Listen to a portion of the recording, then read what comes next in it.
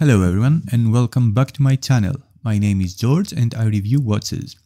In this video we are reviewing a true classic in the budget dive watch category, the Vostok Amphibia, specifically the 120 case, and more specifically this model is the 120512, but this case has been used for several different variations with different dials, so pretty much everything I'll say in this review should cover the entire 120 lineup.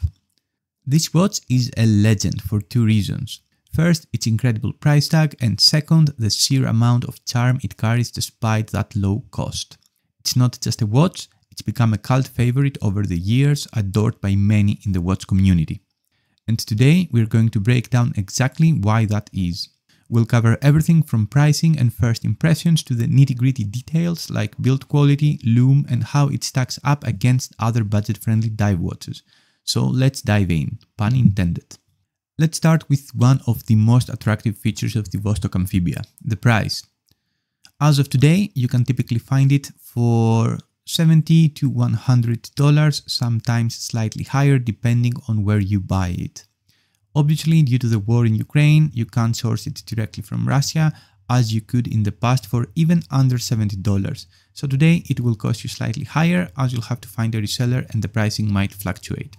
Personally, I would recommend you to use either Amazon or eBay for peace of mind, even though you'll pay a slight premium. Regardless, even on the high end of the range, it's honestly amazing how much value this little watch packs for the price. Now, when you first get your hands on the Vostok Amphibia, you immediately notice it's not trying to be anything it's not. There's a raw utilitarian charm to it. It's rugged, and you can tell it's a tool watch designed to do a job, not just sit pretty in a collection. The first thing that struck me is the domed acrylic crystal. It's got this warm, vintage look to it that just feels right for the watch. Acrylic is a bit softer than sapphire, so it's prone to scratches, but the benefit is that it's easily polished out if you need to freshen it up with some polywash. The case design, while simple, has a certain boldness to it. It's not flashy or trying to follow any trends. Instead, it harks back to a time when dive watches were made for people who actually use them underwater and not just for desk diving. The 120 case itself is one of Vostok's more popular designs because it's well balanced in terms of size and wearability. Let's break down the dimensions because this is where I think the Amphibia starts to surprise people. The watch comes in at 40mm in diameter with 49mm lug-to-lug. That's a bit long, but still, it's a good range for a lot of wrist sizes, especially if you're used to vintage pieces. Personally, with my sad excuse for a wrist, I prefer lug-to-lug sizes of 48mm or under, but this still wears very well, as you'll see later in the wrist shots. The thickness is at 15mm. That may scare you at first, but it's largely due to the domed acrylic crystal. The height is well distributed across the case, and if we exclude the domed crystal, the watch is 11mm thick, which is a lot more manageable. Sure, it might stick out a bit more than your average watch, it's not a skin diver after all, but that's part of the Amphibia's charm. It's a dive watch that feels solid and substantial without being overbearing. Then we've got the 18mm lug width, which makes it super easy to swap out straps. Whether you're into NATOs, leather or rubber, this watch can handle it. I've tried it on a few different straps and personally I think it looks best either on a NATO or a good rubber strap.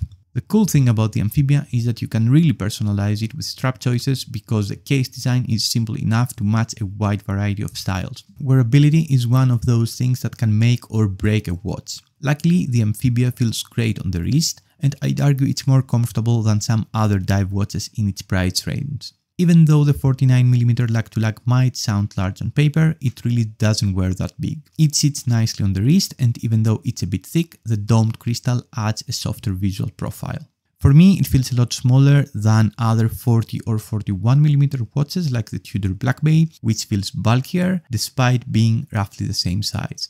Dimensions never tell the whole story. You have to consider case design, angles, edges, finishing, dial colors, bezel width, and so much more. I would always advise to try any watch on before you decide. You will be surprised at how wearable are some large watches on paper and vice versa. If you got smaller wrists, you won't have any problems with the Amphibia. The fact that it's largely lightweight also helps with long-term wearability.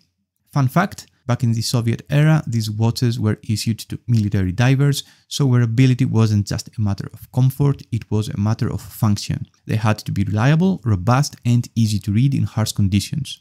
Knowing that, it's kind of cool to think about how the Amphibia still maintains that heritage today. The dial design of the Vostok Amphibia encapsulates the spirit of the brand and its purpose. It's no nonsense, pure utilitarianism. The dial on this 120 case version is black with white printed indices and simple triangular and rectangular markers. There's no applied logo or fancy textures here, just straight up functionality. You get a pencil-shaped hour hand and an arrow-style minute hand, which are legible and fit the overall aesthetic of the watch. What's intriguing about this watch is the Cyrillic text on the dial. It reads "Made in Russia" and it's a constant reminder of the Soviet roots of this timepiece. If you're into collecting watches that have a story, it doesn't get much better than this. You're literally wearing a piece of Cold War history on your wrist. The design may seem simple, but it's one of those watches that gets more and more interesting the closer you look and the more time you spend with it. The lume on the dial is a bit sparse. You've got lume plots on the hour markers and lume-filled hands, but don't expect Seiko level performance here. It's there, but it fades pretty quickly. It's enough for low light situations, but this isn't a watch you'll be easily reading in pitch black after a few hours. Now let's talk about the case. The Amphibia's case is constructed from stainless steel and it's fully polished, which gives it a bit of a shine, which may seem a bit contrarian to the utilitarian look and toolist purpose of the watch.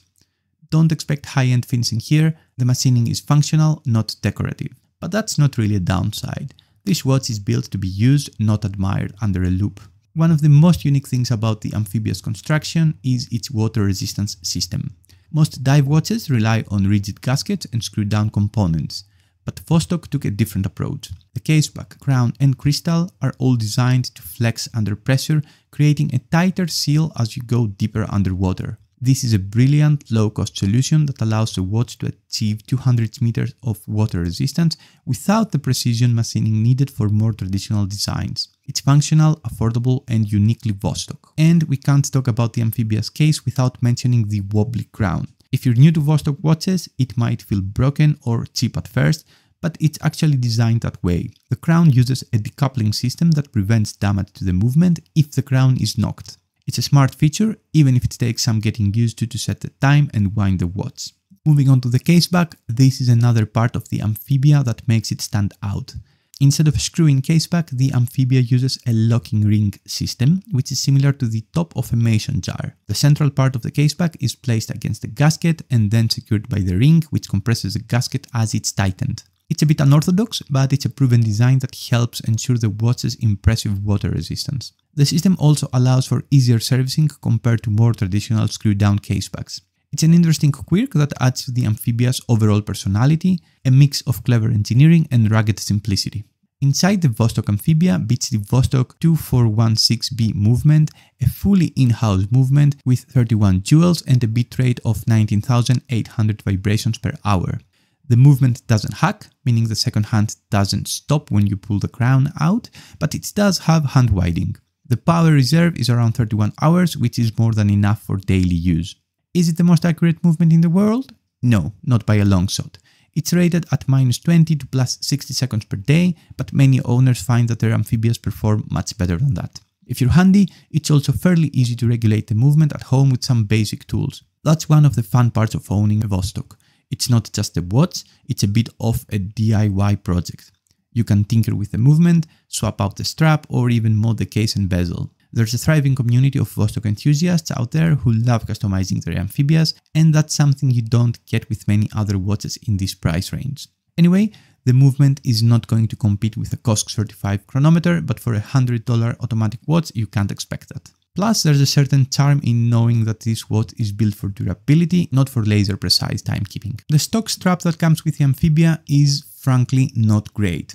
It's a basic rubber strap that feels a bit stiff and uncomfortable at first. It does the job, but if you're going to wear this watch regularly, I highly recommend swapping it out. Thankfully, with 18mm lugs, you've got plenty of options. A NATO strap works really well with the Amphibia. It keeps the watch light and comfortable, and it adds to that vintage military vibe. I've also seen people pair this watch with leather straps, mesh bracelets, or even tropic-style rubber straps if you're planning to take it diving. The possibilities are endless, and part of the fun of owning a Vostok is experimenting with different looks. The rubber strap just doesn't do it justice, but once you swap it out for something more comfortable, the Amphibia really comes into its own. Now, the lume. Well, let's just say it leaves a lot to be desired. The lume on the hour markers and hands is there, but it's pretty weak compared to modern dive watches. In fact, after about 15 minutes in the dark, the lume fades away significantly. That being said, this watch is from a different era. It wasn't built with modern lume technologies in mind, and considering that it's a $100 watch, it's understandable that this isn't a strong point.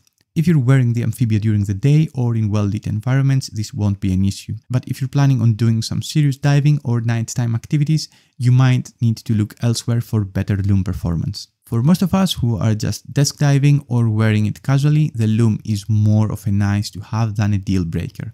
And honestly, it adds to the vintage feel of the watch.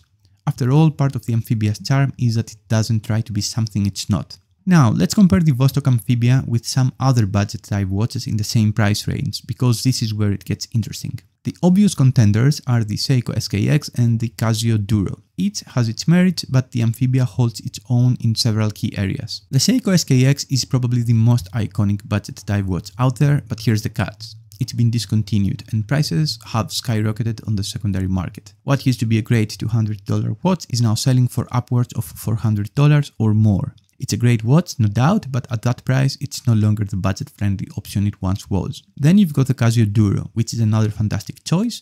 It's a quartz watch, so it's more accurate than the Amphibia, and it's got solid build quality for the price. You can usually find it for around $50 to $60, making it one of the best deals in the watch world. However, the Duro is a quartz watch, so if you're looking for the charm of a mechanical movement, the Amphibia has a clear advantage. But here's why I think the Vostok Amphibia is a better proposition. For starters, it's got an in-house automatic movement, and while both the SKX and Duro also offer in-house movements, the Amphibia's engineering is unique, quirky, and historically significant. Plus, the Amphibia's 200 meters of water resistance is right in line with both the SKX and the Duro, so it's just as capable for actual diving. What sets the Amphibia apart is its character. It's not just another dive watch, it's a piece of history with a cult following and a DIY spirit that you don't get from mass-produced watches coming out of Japan or Switzerland. There's something special about owning a watch that's so unconventional yet so reliable. It's a conversation starter and a fun project all wrapped into one.